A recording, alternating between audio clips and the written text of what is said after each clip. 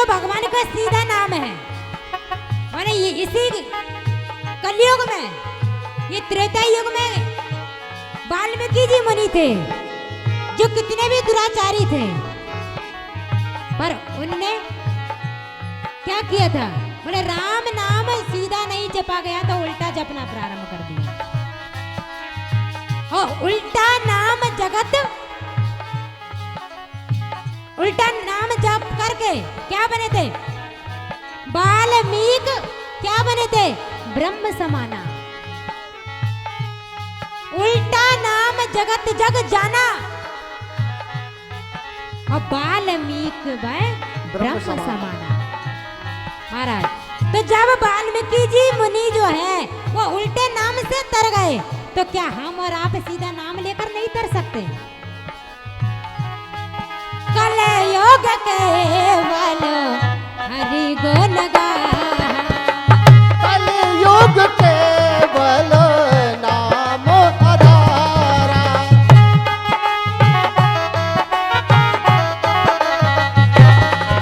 ओ कलयुग केवल नाम आधारा, कलयुग केवल नाम आधारा। सुमर सुमर नर होते रहे पारा, सुमर सुमर नर होते रहे पारा। महाराज, आप भगवान का नाम जप सकते हो, और अगर रामायण में से अगर एक चौपाई ले लें तो पूरी रामायण का सार मिल जाएगा।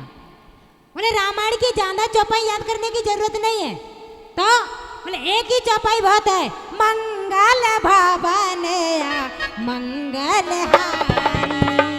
मंगल भवन मंगल हारी।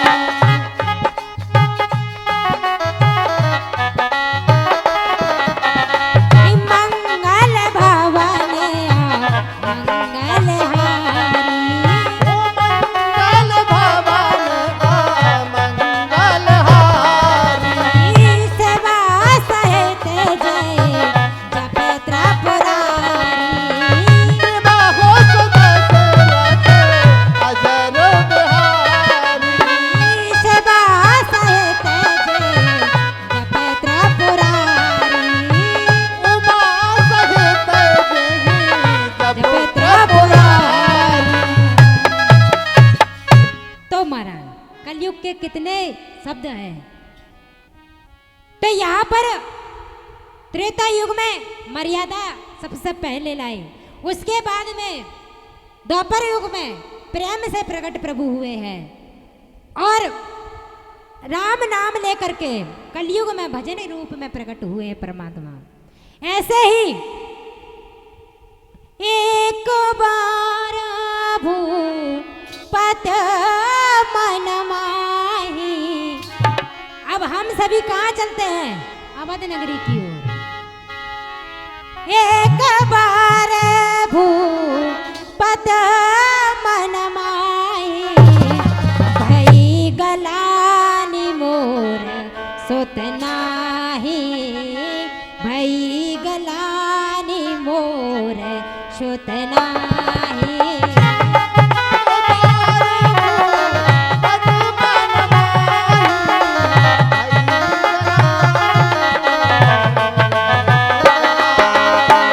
गुरु ग्रह गाया हो तुरंत मह पाला।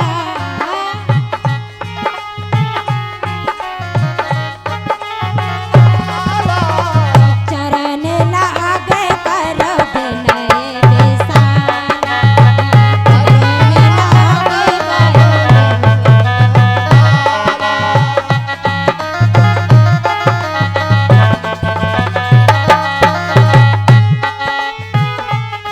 यहाँ पर एक बार भूपत मन माई, भय गलानी मोर सुत नाई। गुरु ग्रह गयो तुरंत मह पाला, चरण ग्राग कर विनय विशाला।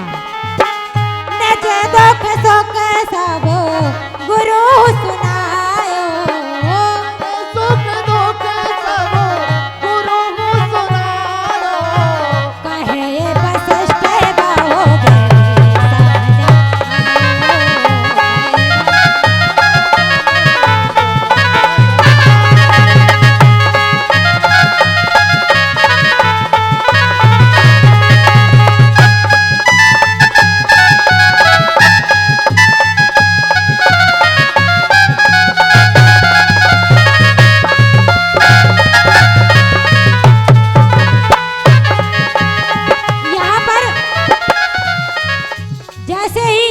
राजा दशरथ ने निज दुख सुख सब गुरु ही सुनाए।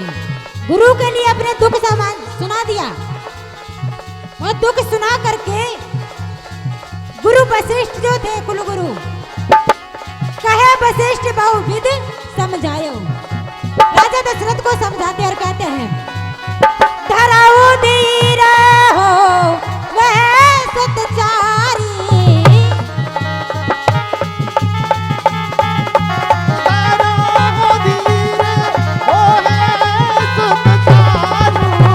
त्रिभुवन भेदते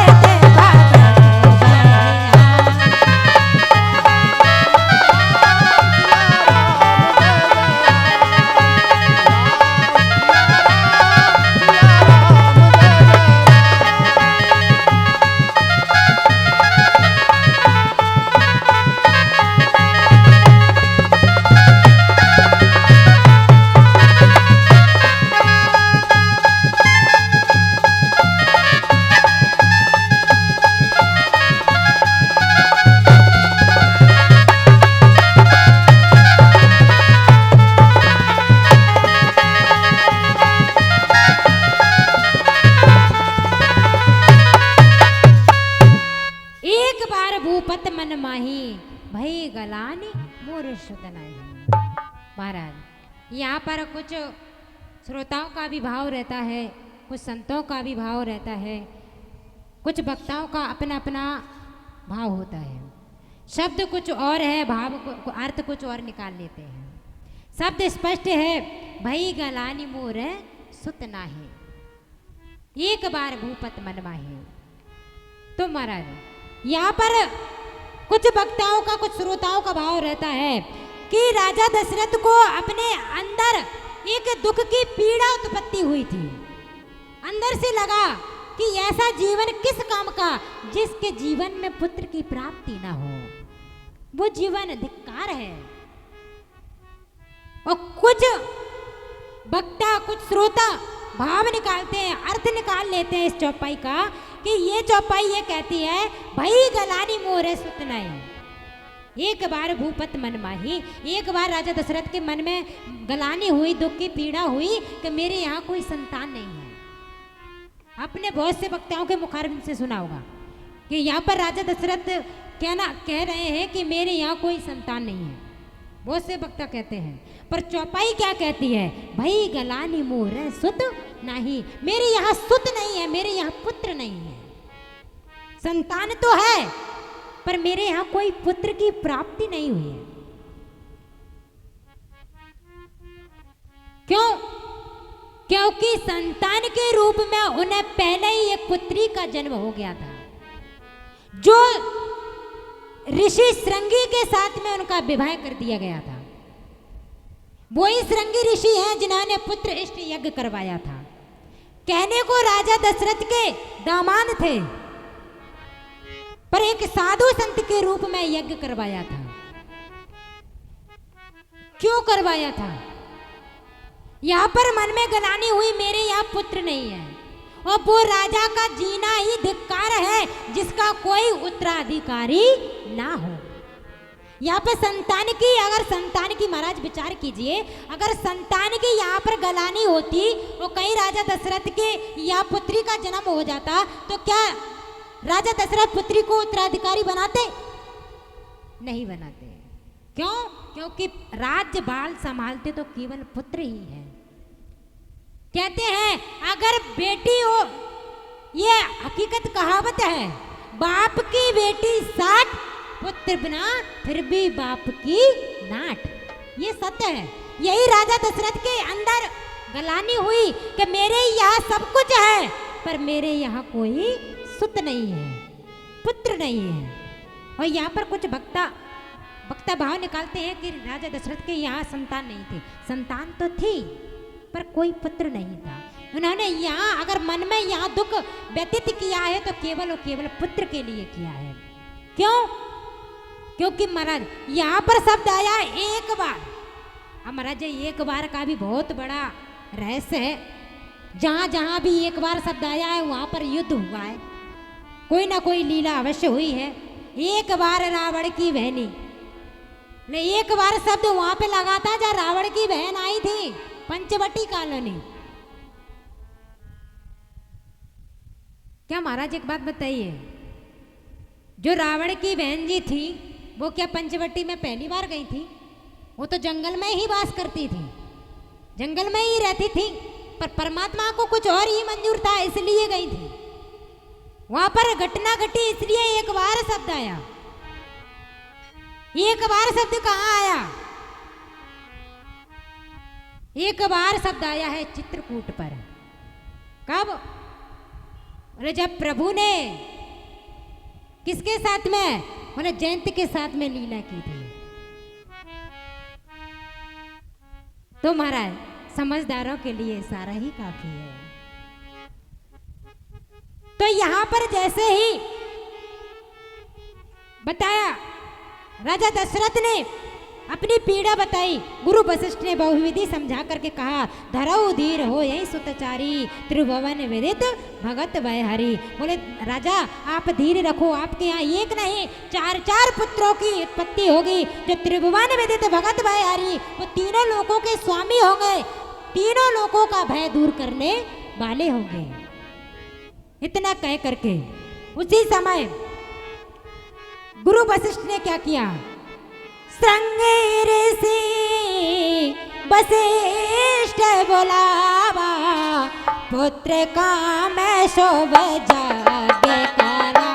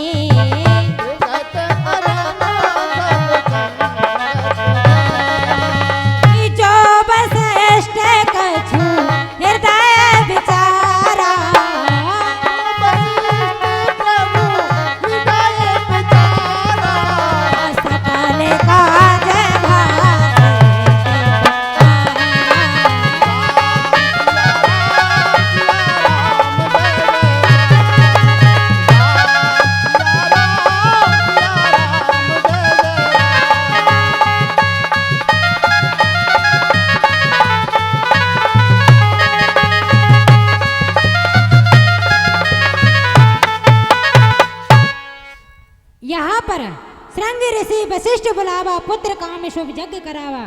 यहाँ पर श्रृंगी ऋषि को बुलवाया, बुला करके पुत्र काम इष्ट यज्ञ करवाया। यहाँ पर ऋषि मुनि आहुति देना प्रारंभ करते हैं। आहुति देना जैसे ही प्रारंभ किया, उस अग्नि कुंड से यज्ञ नारायण भगवान प्रकट होते हैं। यज्ञ नारायण भगवान की जय हो। और महाराज यज्ञ नारायण भगवान प्रकट होते हैं, अपने हाथों में प्रकटे अगने चरु कर लीने, अपने हाथों में एक हावी का भरा हुआ कठोता हाथ में लेकर के प्रकट हुए।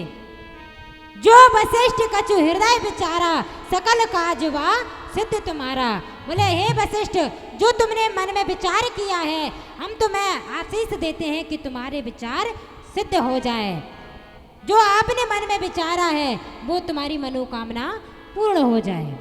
और जो हवि का कठोता जो हाथ में लिए थे वो वशिष्ठ जी को दे देते हैं, और वशिष्ठ जी राजा दशरथ को वो हवि का कठोता दे देते हैं और कहते हैं कि ए राजन, यह छवि बाट देओ न पजाई, यह छवि बाट देओ न पजाई, जता जोग जय भाग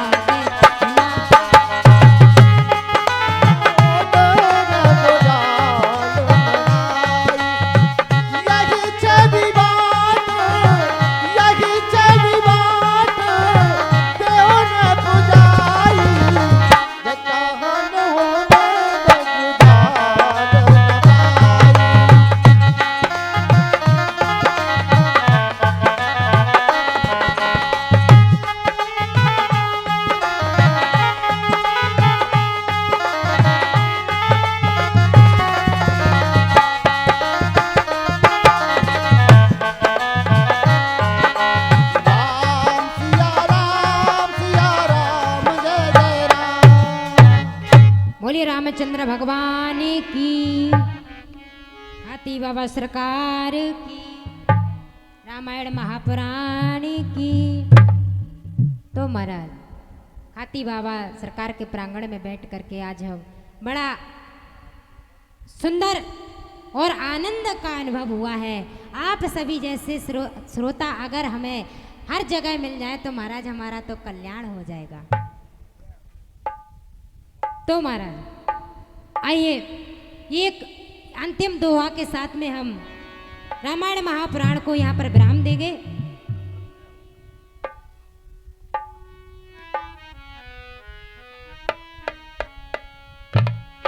तब सदृश भय पावक रामा, तब आदृश भय